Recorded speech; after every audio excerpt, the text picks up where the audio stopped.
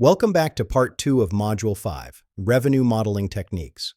In this session, we're focusing on the highly valued world of subscription and recurring revenue. Recurring revenue is the holy grail for most modern businesses because it provides predictability and increases company valuation significantly. We'll also explore how to model seasonality and apply different forecasting techniques to ensure your model's long-term accuracy and credibility.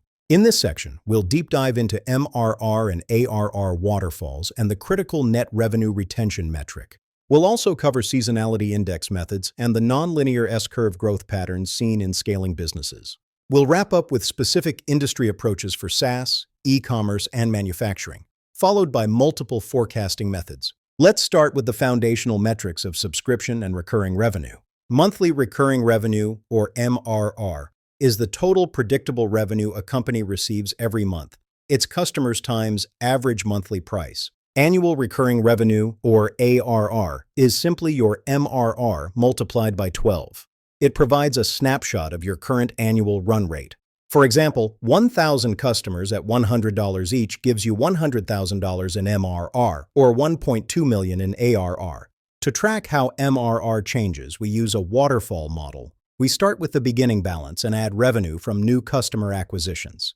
Next, we add expansion MRR, additional revenue from existing customers who have upgraded their plans or purchased more seats. Then we subtract contraction MRR, lost revenue from existing customers who downgraded to cheaper plans but stayed with the company. Finally, we subtract churned MRR, total revenue lost from customers who canceled their subscriptions entirely. This results in your ending MRR for the month. This waterfall is the most important audit tool for a subscription-based business. Net revenue retention, or NRR, measures the health of your existing customer base.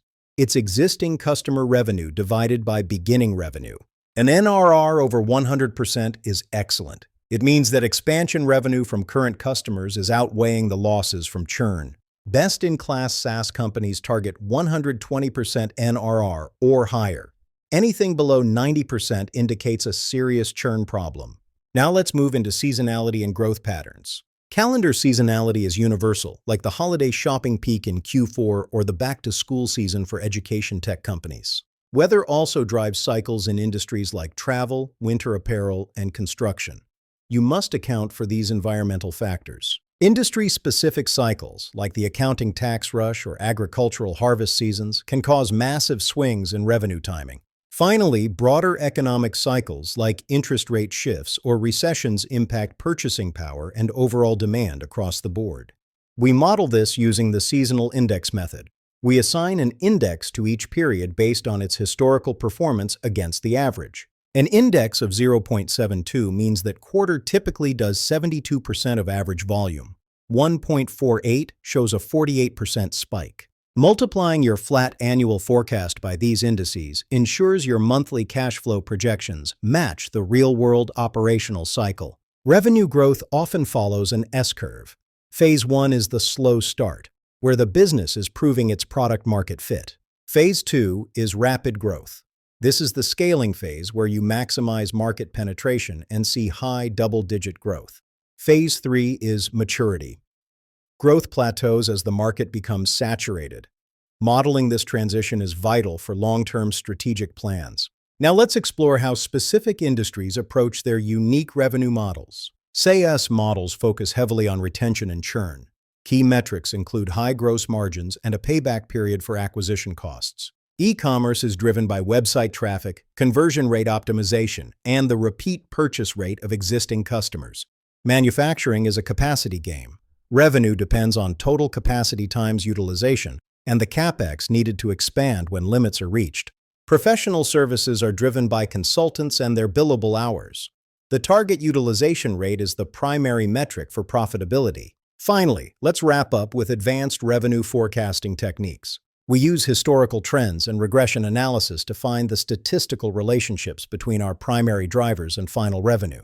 Sales pipelines provide bottom-up accuracy for B2B firms, while cohort analysis predicts how specific groups of customers behave over time. The best practice is triangulation.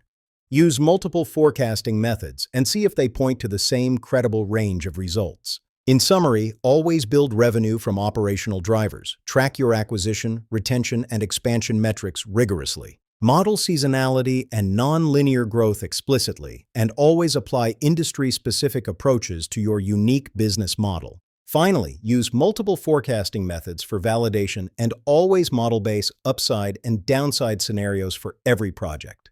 Revenue modeling is the foundation of every professional financial model.